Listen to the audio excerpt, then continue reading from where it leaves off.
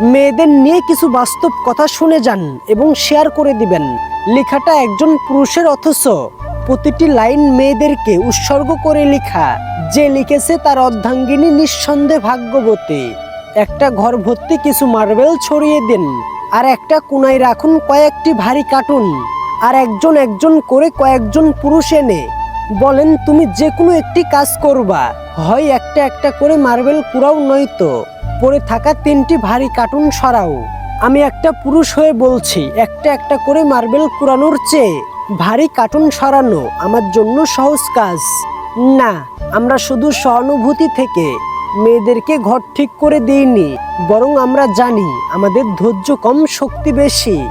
আমার না পারা কাজটা যে মেয়েটা করে দেয়, তার কাজের গুরুত্ব আমার কাছে কতটুকু। পুরুষ শাসিত এই সমাজে মেয়েটা নিজেও মাথা নিচু করে বলে সে নাকি কিছুই করে না। রাত 12টার পরে মশারি গুছতে গুছতে ভাবে সে একজন গৃহিণী। ঘুম থেকে উঠে সাজানো ডাইনিং দেখে চোখ দুটো চকচক করলেও দৃশ্যের আড়ালে থেকে যায় তার গরম চুলার ভাব, লবণ কম অথবা ঝাল বেশি। আমাদের দৃষ্টি না এড়ালেও গরম তেলে স্ত্রীর হাতে ফুসকা পরাটা থেকে যায় আমাদের চোখের আড়ালে। আমরা কখনোই স্ত্রীর হাত দুটো ধরে আদর করি না, দেখতে চাই না। যে নারী কিছুই করে না, এটা আপনিই তো বলেন, সেই নারীর সন্তানের দায়িত্বটা শুধু আপনাকে দেওয়া হোক। আপনি তখন কার্টুনও সরাবেন, মার্বেলও কুড়াবেন, তবুও বাচ্চার চিৎকার শুনতে ঘরে বসে থাকবেন না। আমরা পুরুষ বেছে নিয়েছি আমাদের কাজ, আর দিন ভরে যে নারী মার্বেল কুড়ায় সে নারীকে আমরা বলি অকর্মা।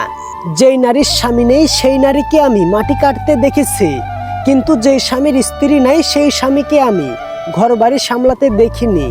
ঘর বাচ্চা সামলানোর চেয়ে যে আরেকটা বিয়ে করা সহজ। কারো এটো বাসন ধুতে শুধু শক্তি না, মমতাও লাগে। আপনি খাটলে বেতন পান, কিন্তু সে খাটলে ভালোবাসা পায় তো? কখনো নিজের কাছে নিজে এগুলো প্রশ্ন করেছেন? কখনো নিজের কাছে এই প্রশ্নগুলো তুলে ধরেছেন? যে স্ত্রী আপনার ঘর সামলায়, যে স্ত্রী আপনার জন্য সবকিছু ত্যাগ করেছে, সেই স্ত্রীর জন্য আপনি কি করছেন? সে কি আপনার একটু ভালোবাসা পাওয়ার যোগ্যতা রাখে না?